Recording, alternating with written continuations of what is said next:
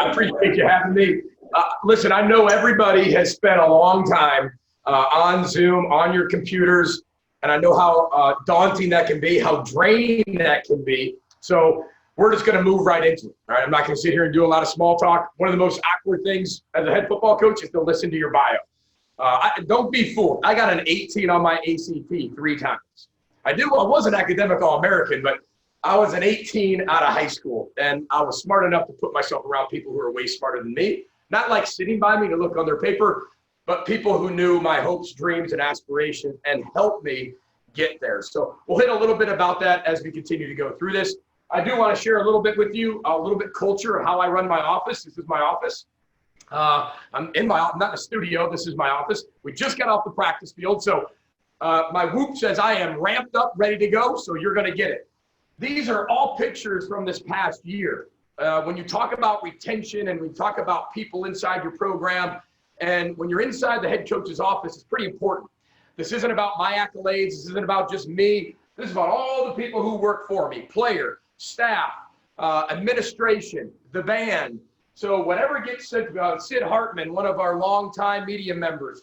But these are all moments from this year that are memorable. And what we'll do every year is we put the new year memories inside this office on these walls. So that way when the kids come in here, the coaches come in here, they see themselves, they remember the moments, they remember the plays they made, and they know how important that really is. So having the ability to know that the workers or the employees, and I'm one of them as well, have an opportunity to be represented in the head coach's office and know that they are the reason why I have a job. So that's what all these are. It's pretty unique, very different, but elite as well. So let's get right into it as we move. 2020. Wow. Who would have known 4 numbers would have been so impactful? This is unique. We are in probably one of the most unique times in our U.S. history, probably since World War II, when you start to look at what's happened in our country. To think Kobe Bryant, who I'm a huge fan of, passed away at the beginning of the year is almost not talked about as much, but it's not the #1 story anymore. Blows your mind. It's crazy to think about. So 2020 has definitely been a unique year. Whoever does 2020 better is going to win. And we'll talk about that here in a quick second.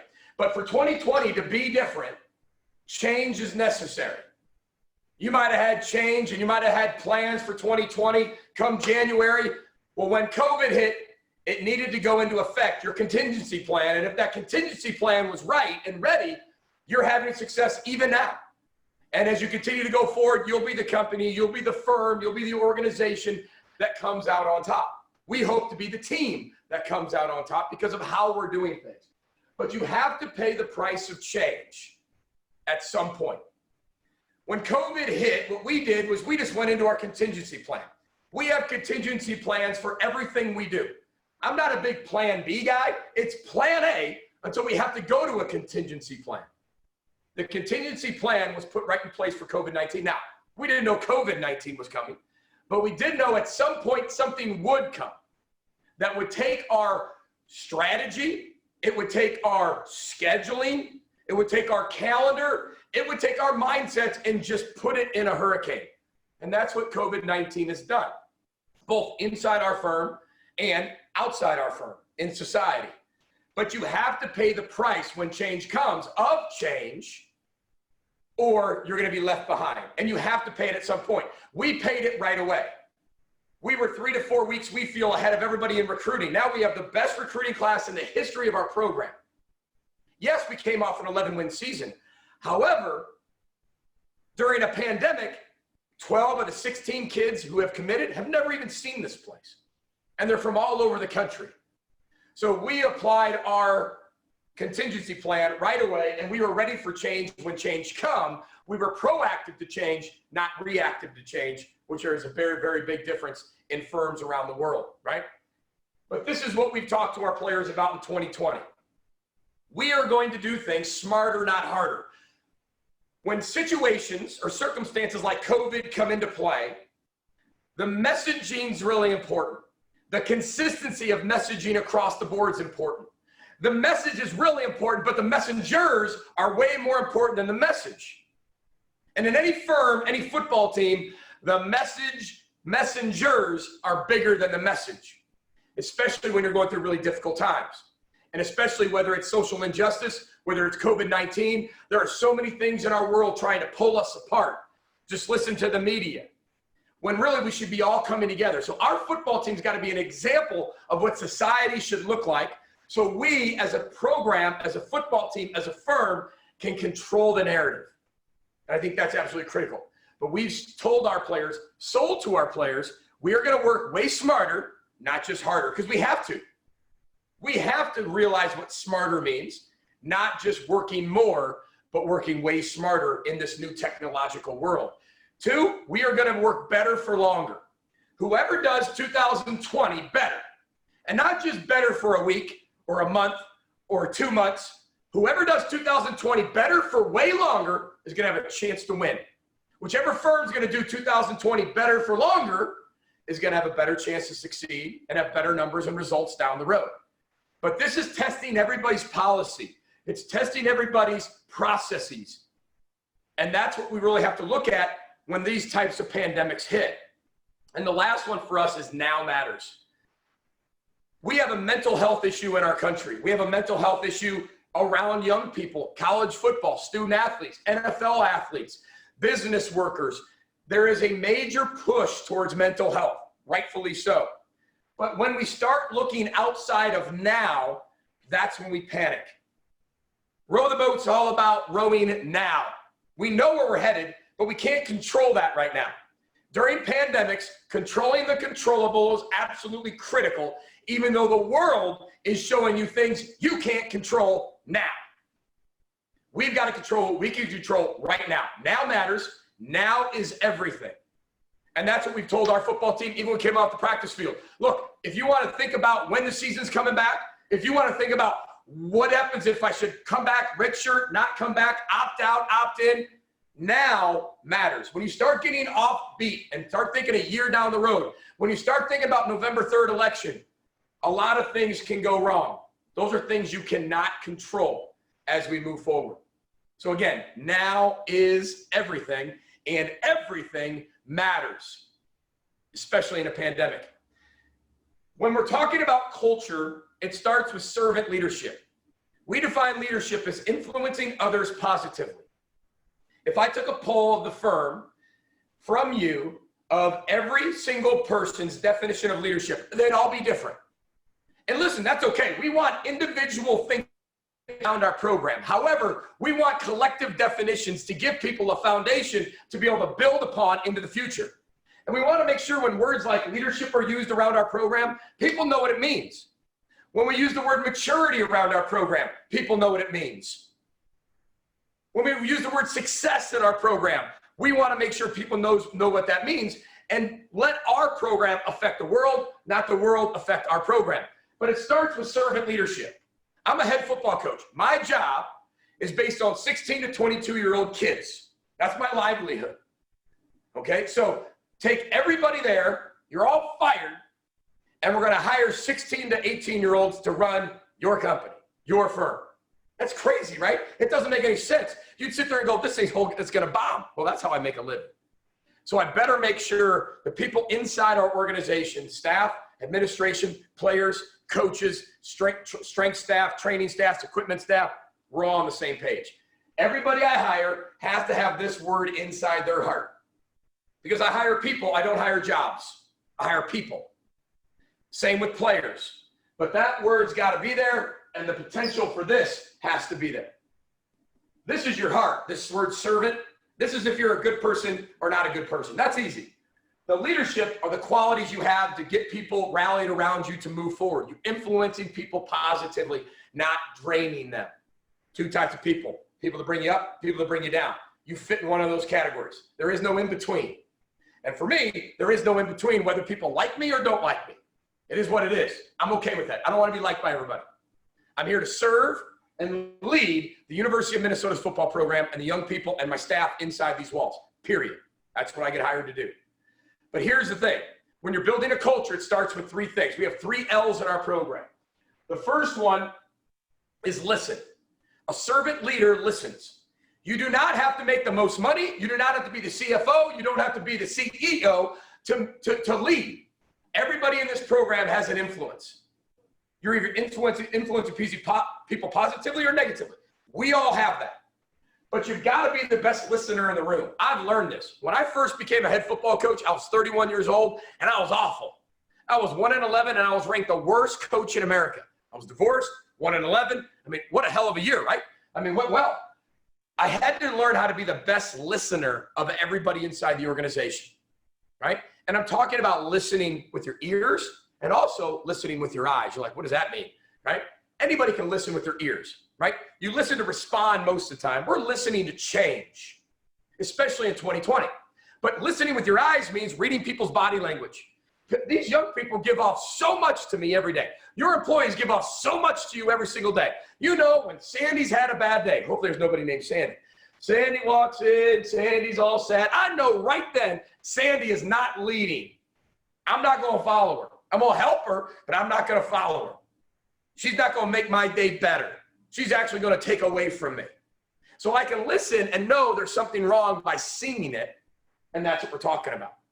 Okay? You've got to be the best listener in the room. 2, you got to look. Now we talk about our eyes. We're looking, yes, but this is about looking at body language. That's kind of listening to what's being off. This is about looking around corners. Leaders, and everybody in our building is a leader. I want people that are solution-driven, not problem-driven. I know the problems. That door opens 100 times a day, and nobody walks in and says, Coach, just want to let you know, I love you. You're doing a great job. Man, you've earned every bit of that $4.7 million. You're doing a great job. Some of you just went, oh, he makes that? It's public knowledge. It's crazy, isn't it? But my point is that I've got to look around all the corners. The people that I hire have to look around the corners. We want to make sure that inside our walls, it's efficient work, not easy work. Working for me is not easy. Being myself, I don't make it easy. But I want to make sure I remove the barriers for people 3 steps down the road so they can work efficiently. Not make it easy where they never hit adversity. That's my job. My job is to make sure everybody fails every day and then come back tomorrow ready to fail again because they know failing equals growth. That's how you look as a leader. Hard, different mentality. And the last part is lift. It's my job to lift everybody up inside the organization. Our players came in. I had one kid come in about a month ago. He was having some problems and some things going on in his life. But he said, Coach, I got a lot of problems. I said, there are no problems in their life. There's only situations and opportunities. And he looked at me and said, Coach, well, you've had nothing bad happen to you in your life. Never had anything bad happen to me, huh? And then I went through 55,000 things that I've overcome in my life. But he goes, you're always so joyful around here. You're always so happy. I said, listen, I choose to live a joyful lifestyle. I know whatever happens to me, I can make it through, right? And I know that because I row the boat, there's nothing that can ever stop me. There might be detours. There might be some things, hard days, but there are no bad days. It's this lifting mentality that, hey, that's the result. Now we got to respond, no matter what it is, period. So leaders have to listen, look, lift. I'm going to show you a quick video, and I want you to listen to it. Because this is when I was a head coach, because as a leader, you got to do all these things. And when we were really bad here at Minnesota, 5-7, we weren't very good. Listen to how I talk about our team, how that's my job to take all the blame. Some people want to be the head coach, so you make all the money and you sit there in the chair and you tell people what to do. That's not leadership. Leadership is making sure that the people around you, when things are bad, you're taking the bullets, you're taking the arrows. When things are good, they get the praise, they get the sunshine, they get the rainbows, they get the rewards, not you. So I want you to listen to the differences. And I didn't know we were going to have an 11-win season year 3. I thought we were going to be good down the road, but you never know what's going to happen in college football. So just listen how I talk about this. Here you go. And that's my responsibility. We didn't execute well enough. Very simple. And that falls back on me. But that goes back to me. That's my fault. That's on me. I didn't do a good enough job coaching. And again, everything falls back on me. It's my responsibility to get that done. It's my job to be able to do. That falls all on me. That is 100% my responsibility. And we got to get them better. But again, this is all 100% my fault. All falls on my shoulders. I've got to lead better. I got to coach better. I got to develop better. I've got to get them to play at a higher level, more consistent. I've got to get our coaches to even coach at a higher level. We got to get more out of our players. I got to get more out of our coaches. I got to get more out of everybody. It falls on me, everything. But again, this all falls on me. It's 100% me. I'm the leader of this boat, And it starts with me in terms of the decisions I have to make, where we're going forward, what we have to continue to do. Apologize to everybody that the outcome wasn't what we all wanted, and that all 100% falls on me. I want to thank our crowd. I want to thank our band. Just want to thank everybody associated with Minnesota Golden Gopher football, the support we're getting. What an environment our fans created. I want to thank our president, Joan Gable. I want to thank our athletic director, Mark Coyle, for having this vision. And I really want to thank our players. Tonight's game, I thought our defense played outstanding. Did not allow a touchdown. Joe Rossi and his whole staff, Coach Harry Simiak, Coach Chance, Coach Collins, they deserve a lot of credit. And Matt Simon's done a great job of developing our receivers to do that. That's not just a natural thing. You've got to develop that. And Brady deserves a lot of credit, our head equipment manager, Mike Sipniak, and his trainers, because they go through the whole process of that with us to make sure we're doing all the right things. Up front, Brian Callahan deserves a lot of credit because he got the most out of his players. We deserve credit when it's bad. We deserve credit when it's good in terms of the assistant coaches, because I'm always on them. And they got better. Roll the boat, Sky out, go Gophers. Okay, so you can see the difference in those, right? So when things go bad, I'm sitting there always talking about me. So year one, everybody's like, that's all he does is talk about himself. Exactly. I'm protecting everybody inside this organization. I'm going to take the bullets. It's my fault. When we have success, it's got to be pushed forward, and I got to get out of the way. You talk about how you retain people. That's how you retain people. Now, I don't want to retain everybody. Everybody that I hire, I ask them, what are your dreams? What are your hopes? What are your aspirations? I don't expect to have everybody here forever. But rarely, ever, have you ever seen anybody in 8 years working for me take a lateral job? They would take a better job. They get double their salary. They go to the NFL. They go to Alabama for them. They get a chance to be a coordinator, get a chance to be a head coach. That's what I want from my staff. This is the best staff I've had by far, and they feel like if they keep working for me, they will become a head coach. And that's what I want to create inside. Work for me, and I'll help you create your dreams. And that's what that's all about. That's retention. Not about me, it's about them. Forget about me, I love you, period. Okay, let's move on. Now, you have the leadership inside. Now you got to go ahead and build this culture. We define culture as just connecting people.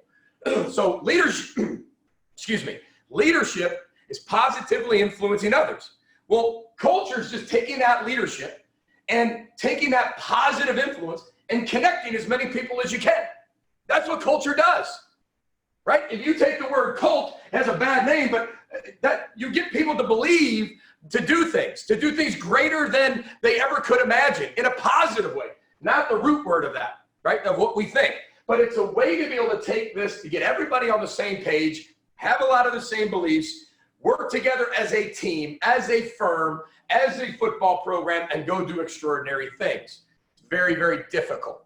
To do it, you got to have this word trust, which again gets thrown around. How do we define trust? 100% honesty. Wow, that was hard. 100%. Because there's two types of lying. There's omission and commission, okay? Omission means I'm basically omitting some of the truth, and then I'm giving you the truth. I'm omitting and then giving. My 6-year-old daughter is perfect at this. She has got this down to a T. Commission is just flat out lying. Either one breaks trust. There is no acceptable lying, and there is no acceptable 99% honesty. It's 100% honesty, okay? Now, to build this, you got to have three things. Kevin Eastman, there's a great book called Why the Best Are the Best. It's a great book, okay, by Kevin Eastman.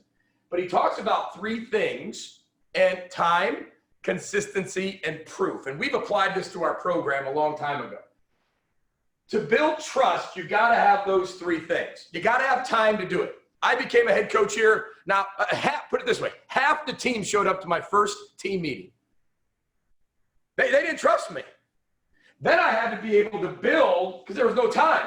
Then I had to build the consistency. You can't build consistency without what? Time. People, I am who I am. There's not one day people go by, man, I never know what I'm going to get from Coach Fleck. I just don't know. Sometimes he's good, sometimes he's bad, sometimes he's happy, sometimes he's sad. I am who I am, and I'm going to be me and consistent every single day. And then there's going to be proof. Obviously, if we didn't win 11 games by now, we were winning 3-4 games, I probably would have been fired already. So proof has to help people all in. Oh, I bought in now. You hear that a lot. But that's how you build trust. Now, this is one of the greatest quotes of all time. One of my favorite presidents, Teddy Roosevelt, never throughout history as a person who lived a life of ease left a name worth remembering. This is important because if we want special things in our life, there are going to be sacrifices we all have to make. And there's going to be very difficult. If you want a successful life and you want a life filled with being a legend, being remembered, all those things, you're going to have a hard life. You better get used to a hard life and sacrificing things. I've had to give up a lot in my life to be where I am. A lot. And if I didn't, I wouldn't be where I am. It comes with the price of success, no matter what level, not just the CEO, not just the president, not just the head of marketing, not just the head of sales. Every single employee inside of the firm has to realize that they can leave an impact and it can be a legend. Put it this way. How many of you, we're going to get very real very quickly. How many of you can tell me everything about your great-grandpa? Everything. Probably not a lot. How many can tell me everything about your grandpa? I mean, everything. Probably not a lot. How many of you can tell me a lot about your mom or your dad? Probably more than your grandpa and great-grandpa, but I'm saying everything. I mean, I found out my dad was married about 8 years ago before my mom. I mean, I'm 39. So my point is that if you're so worried about the things and the issues that you're doing today, but you're not living a life to be remembered, then why are you worried about it anyway? Choosing a life to be able to leave a legacy means you're going to leave an impact. You're going to make people better. You're going to make people experience you on a daily basis, not just see you, not just exist, but make a difference and make sure people feel you, because that's what people always remember. Not what they touch, not what they see, but how they feel. And this quote is all about that. And our program is all about that. Okay? This is very difficult. So again, I didn't mean to get very real with you in terms of man, I'm going to die and I'm not going to leave a legacy. That's not what I'm saying. But what I am saying is think about our relatives. How far back do we think? Well, in 50 years, will they remember it anyway? I want my kids to remember me. I want my grandkids to remember me. I want my great-great-grandkids to remember me. And great-great-great say, I was Coach Fleck's great-great-great-great-great-grandchild. That'd be kind of cool. Because I want to leave that impact of how I make people feel. Right? And that's what that's all about. Okay? Now, how do you know this is working? Because it's one thing to do it. How do you know it's actually working? How do you know your culture's taking flight? Here it is. Your best players are your hardest workers. If your best players don't work hard, culture's going down. We've got a problem. Because you can still play on game day, or you can have results, but you don't have to work very hard. And that eventually it'll rot the culture from within. Your best people have to be the hardest workers, the smarter workers, the better workers for a lot longer. 2, their voice becomes your voice. I'm not saying everybody has to be me. We have all types of young people inside our program, and not everybody has my personality, and that's okay. But they all, for the most part, share my same passion, energy, heart, soul to get better. And they want something out of their life, academically, athletically, socially, spiritually. Their whole life's important to them. There is no such thing as, well, I'm going to be good over here, but I'm not going to be good over here. Or I'm going to be a good person over here, but I'm not going to be a good person over there. Nope. It'll all come together at some point. Their voice has to become your voice. My players, our quarterback, Tanner Morgan, looks just like me. Poor kid. I mean, he's 20 years old. He's got no hair. Looks just like me. But if you listen to his press conference, he sounds like I'm at the podium because our culture is instilled inside him. And I never have to worry about someone going rogue on that, right? They believe the culture and program is making their whole life better, not just football, not just their work life, okay? There's 3 types of teams. Bad teams, nobody leads. Average teams, the coaches have to lead. And elite teams, the players have to lead. So here's how we can do it inside a firm. Bad teams, nobody leads. Bad firms, no one leads. An average firm, the CEO, the CFO, the chief marketing, chief of sales, they all have to, they'll lead. They'll make sure that they tell you what to do all the time. And then you got this elite firm down here that, listen, the employees are going to take over. And I'm not talking about a revolt. I'm talking about they're going to take over. They don't need to be able to say, hey, here's 5 things to do today. And then they do those 5 things. They did 15 because you didn't tell them to do 5. Those are the type of people we need to have inside our culture. This is our culture. This is what it's called, the hyperculture, HYPRR. Stands for how, yours, process, result, and response. Whether it's a firm, a company, a football team, business, spiritual life, this is what life is all made up of. Okay, that's why we invented it. This is the people. This is the vision. This is the work. This is the data. This is the difference maker. Okay, let's break those down really quickly. Now, the how, simple. It's people. Every organization starts with people. Every firm starts with people. Football starts with people. I want my people to be better than your football team. That's how we talk to our team. And feel like we are. Our people are made up of their story. Every single one of you have a unique story that makes you you. And that's what I buy. That's what I'm hiring. I'm not hiring a wide receiver coach or a quarterback coach. I'm hiring the story of that person. I'm hiring the failing, the success, the overcoming, the tragedy, the loss, the winning, the losing. I'm hiring the whole journey because that's what makes that person what they are and who they are. And this story gives me how hard you're going to work, how you'll live your life. That story. But too many people want to ignore the story to look at the actual performer. That's not what I look at. Obviously, if you're a really good tennis player, right, I could care less. I'm not here to hire a tennis player. Football player, yes. So I'm not saying I'm going to recruit a bunch of tennis players. They got to be football players, yes. But this is the number one thing we hire. Now, one question I always ask in an interview is, tell me about your life from birth till now. Go. That's all I ask. I could care less where you went to school. I could care less how many 15 degrees you have. I could care less about what your GPA was. I want to know your journey because then I know if I want to buy it or not. Tell me the hardest thing you've been through in your life. If you sit there and go, had a pretty good life. Had a flat tire once. You're out of there. I'm not going to hire you. It doesn't matter to me, right? I want substance. I want overcoming. Because I know there's going to be really hard times in this program. This isn't one of the most premier football programs in the country, but we're making it that, period, with the people that we're bringing in. Okay, so the how is everything. How people are committed. They're not interested. Interested people are the people that stand on the side of the pool and they kind of dip their toe in and go, oh, it's cold. I'm not going in. Turn the heater up. They stick their toe in. Oh, it's 88. I'm in. Those are interested. When it goes good, they want to be a part of it. I got a lot of people and even supporters at times. They love us now. They wanted me fired 3 years ago. That's interesting. I want the fully committed, the people who are committed to the process. They want the dirty water years. Those dirty water years are not pretty. How many of you gone to an ocean on vacation and you look at the beach and it's, well, this isn't what I thought an ocean looked like. You don't even go in the water. Then you get down to the Bahamas and it's crystal clear and you just can't wait to get in. We want committed people inside our program. This was our Outback Bowl. Auburn versus Minnesota. Blue blood, working to become a blue blood. We call ourselves Howe University. The University of Howe, period. We're not even Minnesota. We're just Howe University. So when you talk about these stars, these are recruits.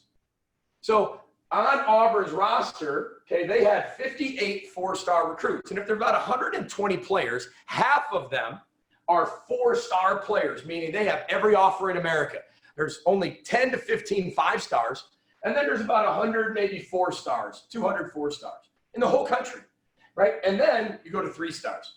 They had 58 of those guys. That's an amazing skill set. We had 5. Minnesota got 5. We have 5 4-stars. Now, I think we have 125 5-star hearts, spirits, unconquerable wills, crack on the shoulder. That was the Outback Bowl, right? And the Outback Bowl was really good to us. We beat Auburn. Right? We beat Penn State that year. We were ranked 10th in the country. That hasn't happened since 1904, 11 wins. That's 25 years before the Great Depression. That's how long it's been. So we are doing something right. Doesn't mean this is the only way. It just means there's something. Next, you got these people, right? And then you got to plug them into this vision. But it's got to be your vision. People always say, Coach, I don't like you. Good. You're not supposed to like me. I'm not for you. Some people say, Coach, we love you. Perfect. You love me. I'm supposed to be for you. It's my vision. It's our head coach or our coordinator's vision. It's our quarterback's vision to live an elite life in all areas of his life, right? So that's got to be the vision. Culture trumps skill. So what I showed you back with the Auburn that was skill. That was on paper. That was skill. That was the job. That was the person hired to do the job. But what we have is this culture, and every time it'll trump skill if that's strong enough. And we call that talent. Talent trumps skill because it takes skill and combines it with culture. That's talent. We want talented individuals in all areas of their life. When you build a vision, for us, there was year one. We had to go backwards. We had to dig a hole. Got to do it. Year two, we poured a foundation, played 18 freshmen. Here's where we were. Year three, we built framework. People now know what we're looking like, right? And then now we're in year four where we got these windows where we can look out and see our vision, but people are starting to look inside our windows and they're just going, how are they doing all that? So we're not going to come out of nowhere anymore. People circle us on the schedule now and say, we're coming after them. And competition's critical in success. But worrying about your competition isn't what we do. We put all of our energy in building our own house. Are we aware of what our competition is? Yes. But we want our competition to worry about us. I'm never going to worry about competition. We're going to be aware, but not worry. Because you have to be aware to make strategical adjustments. But worrying about them constantly takes away from you building your own house. It's like building your own home, but spending all the time in the neighbor's home because it's bigger than yours. But you never even build your home. Your home's got no shot to be better than that. Make sense? Perfect. Who would have thought, right? We're almost done. Who would have thought? Think about this. Who would have thought, right? Back in the day,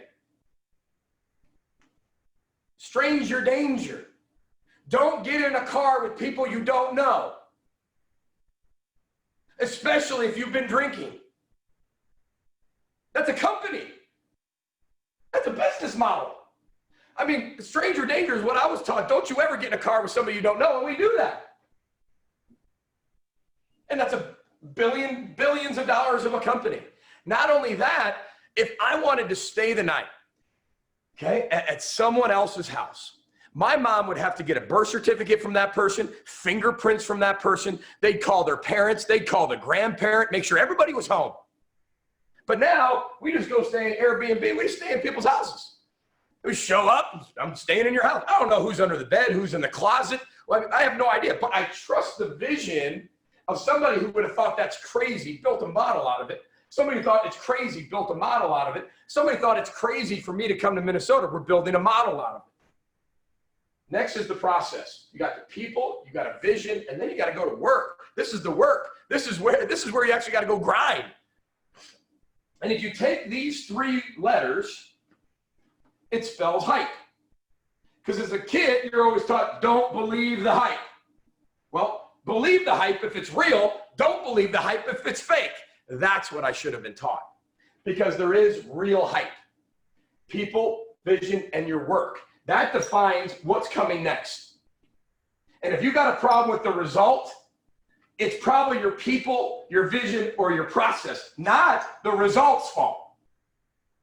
It's those three's fault. And if you're having success, it's because of your people, your vision, and your work. So how do we define work? Work is process, process is work. Here's how we define it. The who, what, where, when, why, and how of something.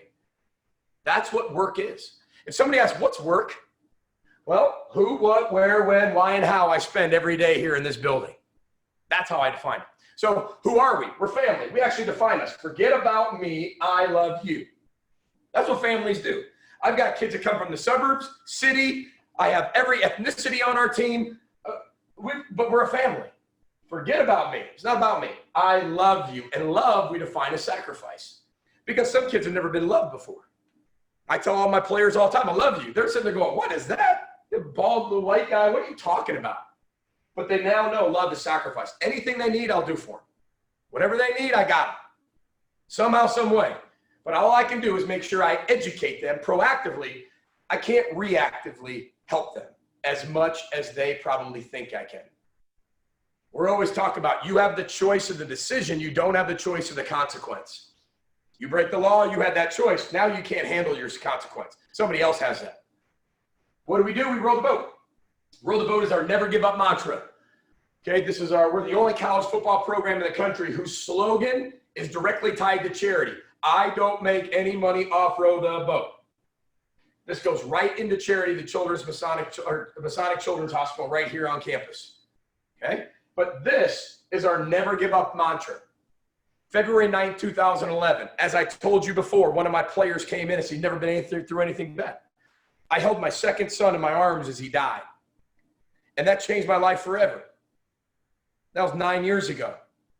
And from that day forward, I have no bad days. No bad days. Hard days, yes. Bad days, no. But row the boat is never give up. And I wanted something that would be able to make me human. Sometimes as coaches, right, or CEOs or wherever we're in charge of things, we sometimes have the celebrity status. I don't want that. I want to be just like everybody else. But yes, I have to make decisions. But I'm a member of this team just like everybody else. I'm a member of this community like everybody else. So I wanted something to humanize me. And listen, there's a lot of people in Minnesota who've lost children. I can relate. There's a lot of people who've been divorced. I can relate. So it makes us very human, and it also creates hope. There's three parts of row the boat. There's the oar, the boat, and the compass. The oar is the energy you bring to your life. It's the only thing that can move the boat. You stop rowing, water's life. Life will take you where you want to go.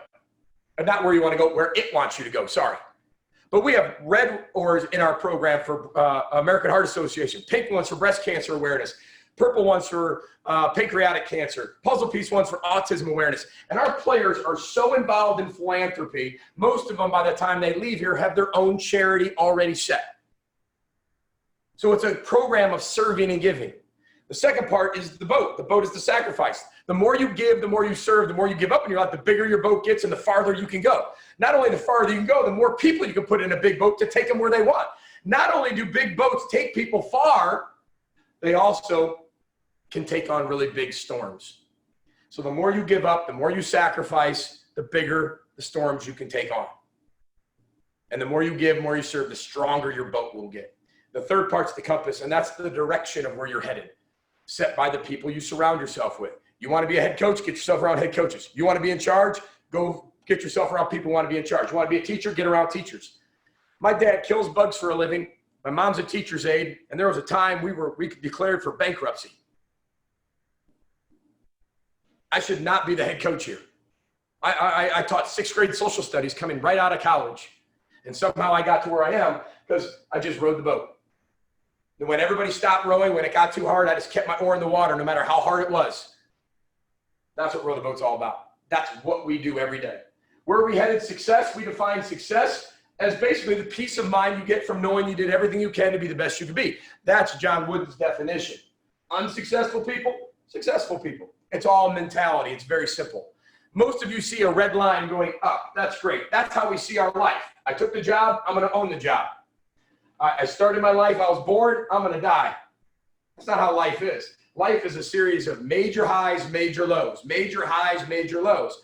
But if you change at the highs, there will be a dip because that's uncomfortable. But when you get to the next yellow dot, you're going to be higher than you were. They're going to be at a higher peak. But most people can't change here because it's too fun. You got to change there first. And then if you change here, that's when companies, firms, people get into this downward spiral. Doesn't go well. So again, you want to look at the average people, just stay in their lane, stay in their lane. Not successful people, not successful firms. It's like climbing an entire mountain. That's success. This is a clip, and it's just a still photo. And this photo is right here. Just so you know, I'm actually who I say I am. This photo is right here. And this photo is to show we went 11-2. We won 11 games. We were ranked 7th in the country this year. We're up. We're 2-0. We're down 32-28 against Georgia Southern, a team we're supposed to beat by 2 touchdowns. We are on our -6 yard line. We got to go 94 yards this way in 2 minutes and 55 seconds with no timeouts left. I've been getting booed all game. My point of this is that we had to row the boat right here. It is 3rd and 30. Now I'll show you some. Here's a play call sheet right over here, right, from Casey O'Brien's game. But there's no play call sheet that has 3rd and 30 on it. It's 3rd and 30. So again, this doesn't look good. How good? This is our crowd. They're leaving. It's 3rd and 30. These people are leaving. This guy's the best. Probably can't see him, but he keeps turning around. His wife is in front of him, that blonde lady right there. And basically, he's walking up the stairs, looking back like maybe they got a chance. She's in front of him saying, hey, Tommy, get up here. They're going to blow it. Same old Gophers. Right? Okay, babe. Okay. All right. Problem, he missed one of the greatest endings in Minnesota history because he just didn't believe. He believed, but maybe she didn't. As a family, they didn't. But if your wife tells you to go, you go. So he went, right? And we ended up winning this game at the very end. And this was the Outback Bowl win. So as bad as things seemed here, they kept their oar in the water, kept rowing the boat, never let the circumstance dictate their behavior. And here we are beating Auburn. And when I asked our players, where do you want the team photo? They said, in front of our fans. The same people who maybe at the beginning walked out on it. Now they all believe. And that's absolutely critical for our success. Now, when are we going to do it? Now. We already talked. Now matters. Why do we do what we do? Responsibility, trust, and belief. That's what RTB is. Responsibility, trust, belief are really our core value, our pillars for what we do. And then how are we going to do it as a necktie? Always attacking, never full. So if you brush your teeth, there's a process to that. Who do you brush your teeth for? Yourself and your spouse. What do you do?